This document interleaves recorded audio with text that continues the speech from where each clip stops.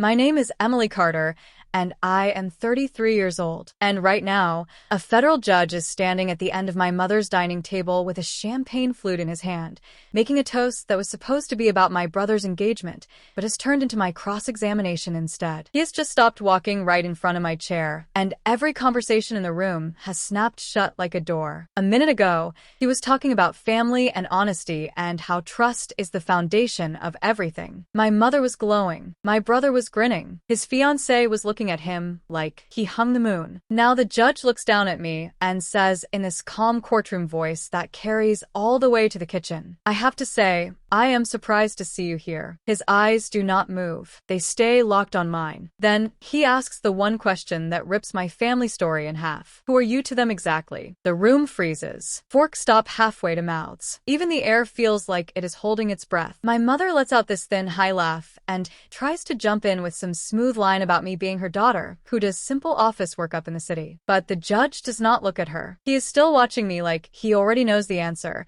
and just wants to see if I will lie. And under that stare, my brain flashes back to 1:30 this morning when my phone lit up on my nightstand and my father said, "Tomorrow you can come to dinner with your brother's future in-laws, but keep your mouth shut." And my mother's voice came sharp in the background. Her dad is a federal judge. "Do not embarrass us the way you always do," I said. Got it. And thought I could swallow myself for one more night. Now the very man they were so desperate to impress is waiting for my answer. And I know whatever I say next will either keep their house of lies standing or burn it to the ground before I tell you what he said and what happened after I walked out. Tell me, what time is it for you right now? And where are you watching from? I'm curious to see how far this story will travel. To understand how I ended up being the girl my own parents were afraid to claim in front of a judge, you have to understand the mantle test. That is what I started calling it in my head when I was 7 years old, standing in our living room in Maple Grove, Indiana, staring at the shelf over the fireplace. There were 6 framed photos up there, 5 of my little brother at different ages in different uniforms. T-ball, soccer, church, Christmas play, birthday party with a frosting smeared grin, and one of me. A stiff school picture where my front teeth were too big for my face. My photo was jammed behind a chunky ceramic angel and a fake ivy plant. You had to lean left and crane your neck to even see my eyes. That day, I dragged a dining chair over, climbed up, and slid my own picture out from behind the leaves. I put it dead center between 2 of my brothers. Then I climbed down and waited. The next afternoon, when I got home from school, the chair was back at the table and my photo was back behind the ivy. That was the first mantle test. After that, I stopped moving the picture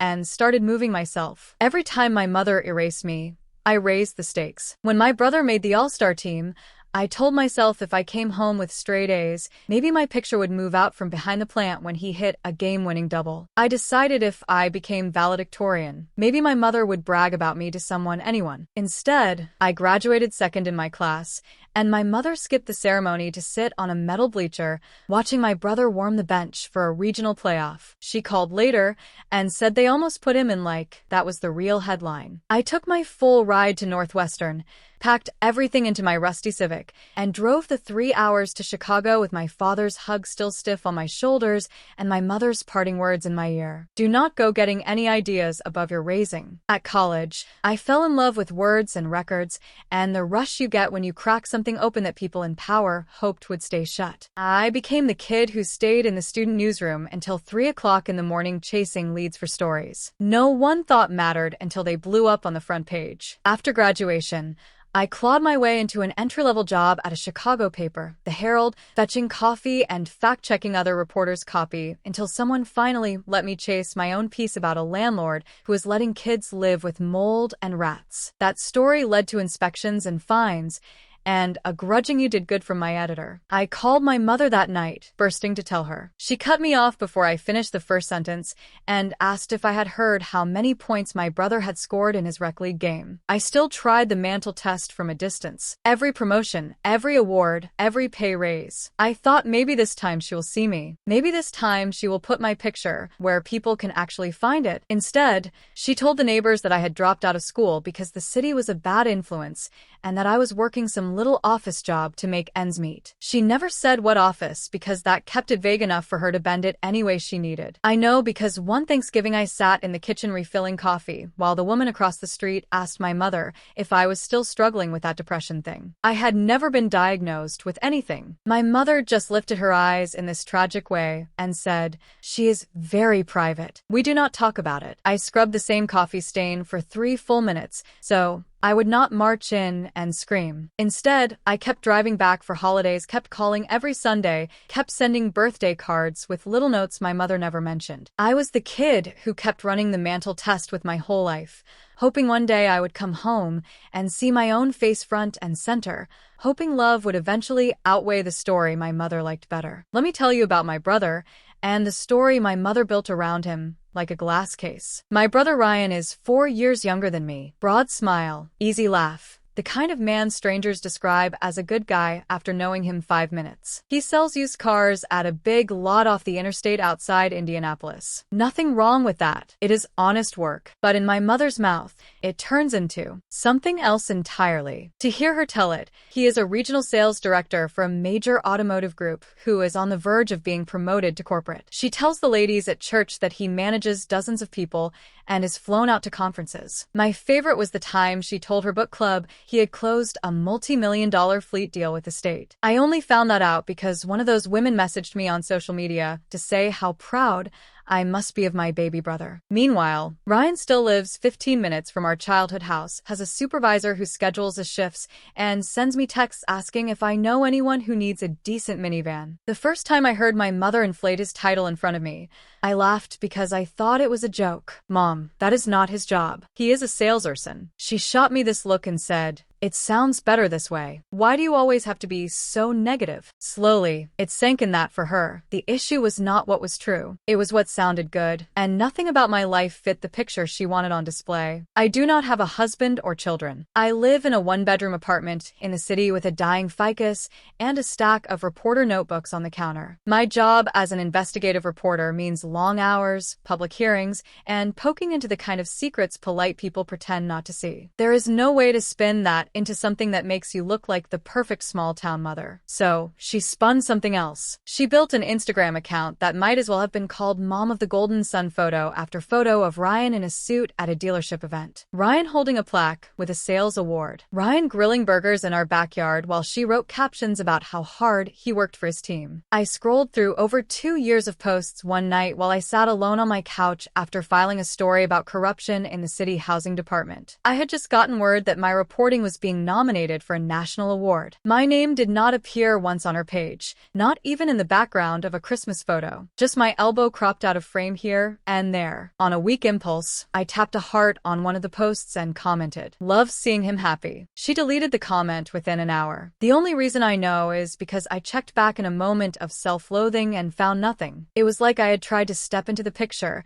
and she had gently pushed me back out. Last year, my paper gave me the green light to dig into a series of police shootings in a nearby city. I spent 8 months buried in body cam footage, court transcripts, and records requests. I sat through every day of a civil trial where the family of a teenager sued the department. The federal judge on that case was the same man who would later stand in my mother's dining room. Back then, he was just the sharply focused figure in a black robe at the front of the courtroom. But he noticed me. He watched me take notes, watched me wait in the hallway for lawyers and families. After the verdict, he spoke on a criminal justice panel, and my editor made me cover it. When the room cleared, he stopped me on his way out and said, "M. Carter, your series was some of the most thorough reporting I have seen on this issue. It takes courage to hold a system like that to the light." Then he shook my hand and kept walking. I stood there clutching my notebook like it was an anchor, wanting to call my mother and tell her that a federal judge had just praised my work. I did not. The last time I tried to tell her about a big story, she had responded with, "Honey, nobody wants to hear about all that depressing stuff. Anyway, did I tell you Ryan might get a company car?" So, I tucked that compliment away in the same quiet place I kept every when she did not want to see, never imagining that the judge and my family would collide around one dining table. The call came on a Tuesday night, or technically Wednesday morning, because my phone lit up on the nightstand at 1:30, and for a second I was sure someone had died. Nobody calls at that hour with good news. I fumbled it up to my ear and saw my father's name. His calls are rare enough in daylight. At that time it felt like an emergency. "Dad, what is going on? Is everyone all right?" I sat up so fast my heart was already pounding. His voice came through low and careful, like he was reading a script and did not want anyone to hear him mess it up. "I'm your brother, and his fiancée are having her parents over for dinner Friday. Your mother says you can come." Cannot, should not, we want you here. I exhaled and tried to slow the adrenaline. "Okay, sure. I can make that drive after work." Then in the background, I heard my mother's tone, sharp even through the speaker. "Did you tell her? Did you?" My father cleared his throat. "Your mom wants you to understand a few things. Her dad is a federal judge. It is a big night for Ryan. We want to make a good impression." My mother's voice cut in full force. "Emily, you can come, but you need to keep your mouth shut about your job. Do you understand me?" I stared at the dark ceiling like it might give me patience. "Why?" "Because this dinner is about your brother, not you. You have that reporter thing, and your stories upset people. I do not want any of that at my table. Just tell them you work in an office in Chicago. Do not go into it. You know how you are." I knew exactly how I was. I was the kid who got told I was making a scene anytime I did something that could not be turned into a brag about my brother. Snorts, even when I was 6, that scene was as small as talking for too long about the book I was reading. I clenched my jaw so tight my teeth hurt. "Mom, my work is not a scandal. It is my career. It is what I do." She snorted like I had just told a joke that annoyed her. "You always have to make things difficult. Do not embarrass us in front of important people. You think they want to hear about some crime stories from the city." There was plain, not that she was proud and awkward about showing it, but that she was ashamed and wanted it hidden. I could have argued. I could have said, that important person has personally thanked me for my reporting. I could have said, "I am 33 years old, and I am not going to lie about what I do, so you can pretend I am smaller than I am." Instead, I lay there in the dark with morning deadlines already circling my brain and heard myself say, "Fine." My father let out this relieved sigh and said, "We will see you Friday, kiddo," like he had just dodged a bomb. When the line went dead, I rolled onto my back and stared at the hairline crack in my bedroom ceiling. The mantle test had followed me all the way to Chicago, and I was still failing it. Friday, I clocked out at the Herald a little early, traded my usual jeans and press badge for dark jeans, a navy blouse, and the blazer I had worn on stage the night I accepted that national award for the police shooting series. I had not planned to. I had reached for it on habit, but as I slid my arms into the sleeves, I realized why it felt right. It was my armor, a quiet reminder that whatever story my mother told in that house, I knew who I really was. The drive from the city to Maple Grove is just under 3 hours if the traffic gods are kind. Cornfields, billboards, truck stops, and long stretches of highway thin as a string. Usually, I fill it with podcasts and coffee. That day, I drove in silence, replaying years of small edits and outright lies. The time a neighbor told me she was sorry my writing had not panned out when I had just been promoted. The time my aunt squeezed my arm at Thanksgiving and whispered, "Your mother says you are still struggling, but we are praying for you." Like my independence and my career were an illness that might clear up if I just came home and worked at the bank. Halfway there, I pulled into a gas station and stared at myself in the reflection of the window while the tank filled. High cheeks from my father's side, my mother's gray eyes, the blazer sitting on my shoulders like a secret. I tried to picture walking into that house and saying, "I refuse. I am not doing this." Then I heard my brother's laugh from 1,000 childhood afternoons when I read to him while he colored at my feet. And I thought, one quiet dinner. That is all this has to be. I can swallow myself for one night to make things easy for him. What I did not realize yet was that it would not stay my secret for long. I pulled into my parents' driveway an hour before anyone else was due. The house looked exactly like it had since I was a teenager. Same shutters, same wind chimes, same wreath my mother swapped out every season like a stage set. She opened the door before I even knocked. Hair sprayed into place, lipstick perfect, eyes already scanning me from head to toe to see if I matched the story she planned to sell. "You are early," she said. Not a hello or a hug. "Then come in. We need to walk through a few things." She moved through the house like a director setting marks, gesturing at chairs, glasses, plates. She will sit here, her parents there, your brother at the head. I will be here. You can sit down there. She pointed to the far corner of the long table where a single-place card with my name waited quietly away from the center. I almost laughed because, of course, even the dinner geometry kept me on the edge. Mom, I said, at least trying. Are you really going to introduce me as someone who does generic office work? She straightened a napkin that did not need straightening and said, Emily, you are so dramatic. No one cares what you do. They just need to know you have a job. Your brother is the one building a family here. Do not make this complicated. In the living room, my father sat in his recliner with the local paper held up, eyes glued to the sports section. Like if he did not look up, he could not be drafted into any argument. I remembered being 8 and asking him once why my mother never talked about my spelling bee trophies. He had patted my knee without taking his eyes off the television and said, your mom gets excited. Just let her talk. 30 seconds later,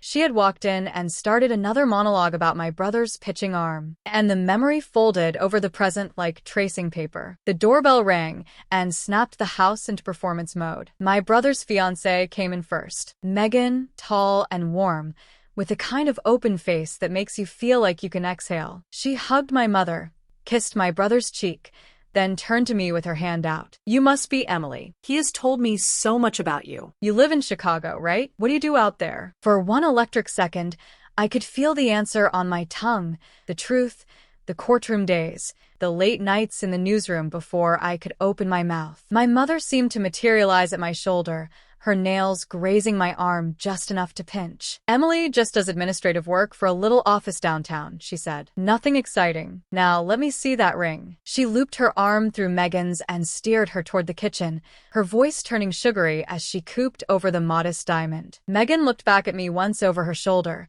eyes studying me like she could feel the seam where my mother's sentence did not quite match my posture. The second doorbell came right on time. My brother stood straighter. My mother smoothed her blouse and opened the door with a wattage she saves for outsiders. In walked the judge and his wife. He was taller than he looked behind the bench. Silver hair, deliberate gaze. His wife, Diane, had the composed presence of someone who has spent her adult life being introduced as Mrs. and still kept her own mind. My mother launched into handshakes and compliments. So honored to have you. Come in. Welcome to our home. This is our son, Ryan. She put both hands on my brother's shoulders as if presenting a prize. Ryan shook the judge's hand with that charm that has always come easy to him. I saw the judge measure him polite, neutral. Then my mother turned toward me, her tone changing almost imperceptibly, lighter, faster. And this is our daughter, Emily. She works in an office in Chicago. Keeps busy, but nothing too intense. The judge took my hand, his palm warm, grip firm, his eyes locked onto my face, and stayed there one heartbeat too long. Carter, he said slowly. Emily Carter. There was the flicker I had seen from the gallery seat. The way his brow tightens when a fact in front of him does not match the record in his head. My mother laughed too loudly. They have had such a long drive. Let us get everyone seated. She broke our handshake by steering him toward the table, but as he moved away, he glanced back at me, not like a man who thought I looked familiar in that vague high school way, but like someone scrolling through a mental file. Dinner began with my mother in absolute command. She poured wine, refilled bread, and narrated my brother's supposed achievements in a steady stream. She is always telling us about the big accounts he handles. My father from the recliner said nothing, just relocated to his chair at the far end and applied himself to the roast. Every time I lifted my voice, even to say something innocuous, that salad dressing is really good, Mom, or the pork is cooked perfectly, she slid something in front of me to send me away from the conversation. Emily, will you grab more ice? Emily, could you check on the rolls? Why do you not go see if the coffee is ready? The judge watched it all. His wife watched even closer. I caught Diane noticing the way my mother redirected any question that drifted my direction. When Megan tried again with, so, Emily, do you like living in the city? I began. I love Chicago. My office is near. And my mother launched over me with, speaking of cities, did we tell you Ryan might be going to Dallas for a conference? My words died mid-sentence. The judge's gaze sharpened just a fraction. Diane set down her fork with a soft click. The table hum kept going, but something under it had changed. I could feel it in the way the judge's questions started circling me more directly, in the way my mother's laugh got thinner each time she batted them away. The whole night was starting to feel like the mantle test with witnesses. The shift came when the judge lifted his glass and tapped it with his knife. The clear ring cut through my mother's story about Ryan's latest sales numbers and brought every head up. "If I may," he said, "I would like to say a few words." My mother practically sparkled. This was what she had been angling for since the first place card was written. Of course, she said. "We would be honored." He stood, buttoned his jacket in that practiced way people in power have, and began to talk about family and character and what it means to trust the people you are about to join your life with. Snorts, he spoke first to Megan, telling her she had always had a talent for seeing people clearly, that it was a gift, then to my brother, saying, "I believe in second impressions as much as first ones." This dinner was meant to let us see each other. My brother smiled like he had just passed an exam. My mother's hand found my father's under the table. He sat rigid, letting her squeeze his fingers like she always did when she wanted him to act supportive. Then the judge began to walk slowly around the far side of the table as he talked, an old habit from his courtroom days, addressing the jury, making eye contact with each person. When he reached my corner, he stopped, turned toward me fully, and let the silence stretch just long enough that every eye followed his. "I have to say," he repeated, and this time he let the weight of his words settle, "I am surprised to see you here." My mother jumped in with her bright voice. "Oh, Emily is very private, but she is thrilled for her brother. We are all just so happy." He did not even glance at her. His gaze stayed steady on me. "Who are you to them exactly?" he asked. Not unkind,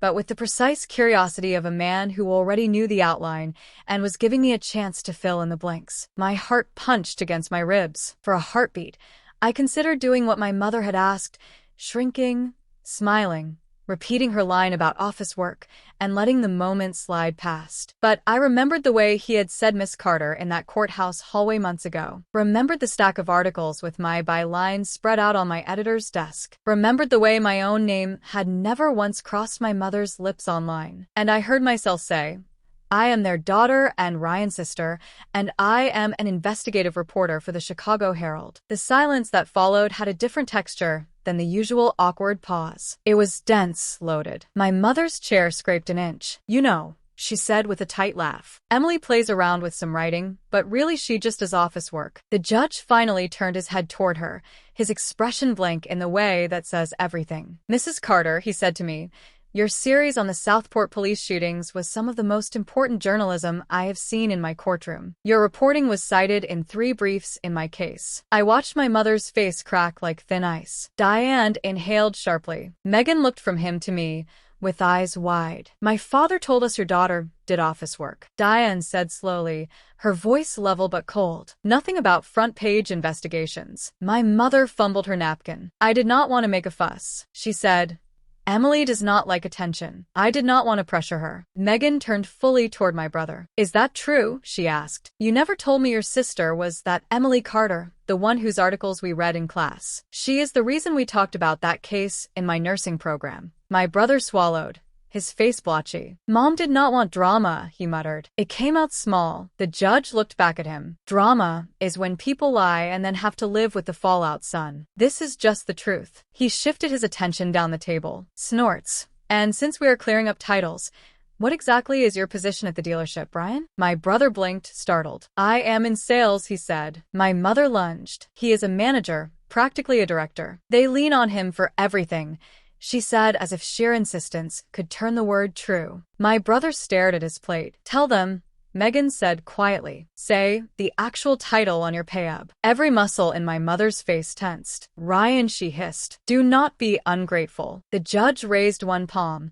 that subtle courtroom gesture that brought entire proceedings to heel. "Let the man answer, Ryan," he said. My brother exhaled like someone letting go of a lie that had gotten too heavy. "I am a senior sales associate," he said. "I do not manage anyone. The only thing I direct is where people sign." The room sank into a silence even thicker than before. Megan pushed back her chair slowly, napkin folded, with deliberate care. "I need some air," she said. My brother reached for her hand. "Megan, wait. This is nothing. Mom just likes things to sound nice." She pulled back. "Likes things to sound nice," she repeated. "Or likes to rewrite reality. Because there is a difference. And if you stood by while she erased your sister and lied to my parents about both of you. I need to understand what that says. About you, Megan. My mother broke in, tears starting now. I only did what any mother would. I wanted you to see our family at our best. Diane stood, her chair legs screeching faintly. No, she said. Any mother might brag. Any mother might round up a detail. But what you did was erase one child to inflate another, and then ask her to help you do it. That is not love. That is control. My father finally spoke, his voice rusty. She is right, he whispered. Everyone turned toward him, as if he were a piece of furniture that had suddenly started talking. Linda, he said to my mother. You went too far. Tears streamed down my mother's cheeks now, some performative, some from a real terror of losing the stories she had clung to for years. I did this for you, Ryan, she said. I wanted you to have a good life, good opportunities. Who would want to marry into a family where the daughter stirs up trouble and the son sells cars? Megan let out a sound that was almost a laugh. And almost a sob. You did not think a federal judge and a nurse could handle the idea that your daughter holds police accountable and your son has an honest job? She asked. The judge reached into his pocket and pulled out a card. He walked the few steps to my corner and placed it by my plate. If you ever want a reference for a panel or a fellowship, Miss Carter, he said, you have my number. In that moment, my mother's world finally tilted. The man she had been desperate to impress was not looking at her golden son or at her carefully arranged centerpiece. He was looking at the daughter she had tried her hardest to pretend did not count. Megan straightened, wiped her eyes, and looked at my brother. I cannot marry into this as it is, she said. Not unless something changes drastically. I am calling off the engagement. She pulled the ring off and set it carefully on the table runner in front of him. My mother's wail cut through the room. You cannot do this, she cried. You cannot ruin his life because his sister wanted a moment in the spotlight. I stood slowly, placing my napkin beside my plate with deliberate calm. I did not want the spotlight, I said. I wanted a seat at my own family's table where I did not have to lie about who I am. The judge and Diane moved toward the entryway. Megan followed, pausing only to look back at me. Thank you for telling the truth, she said. My brother stared at me, eyes wild. You just destroyed everything, he said, his voice cracking. No, I replied. I just refused to keep helping Mom destroy me. Then I turned to my mother. I love you, but this is the last night I will ever make myself small so you can feel big. If you want me in your life, it will be as I am, not as some dim version you find acceptable. She flinched like the words had landed physically. My father bowed his head. The judge held the door for his wife and former future daughter-in-law,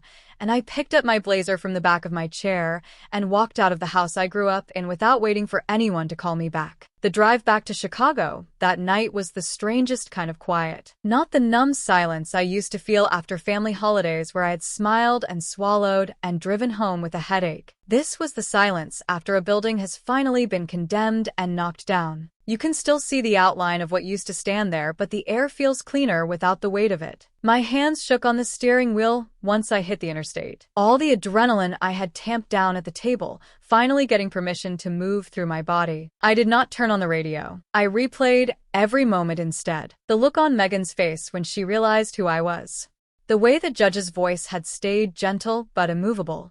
The crack in my father's voice when he finally told my mother she had gone too far. I pulled into my apartment garage close to midnight, locked the car, and carried my overnight bag upstairs without checking my phone. It stayed face down on the counter until morning when coffee and daylight made it feel safe enough to flip over. 12 unread messages lit the screen. My mother in a rapid-fire stream from late evening.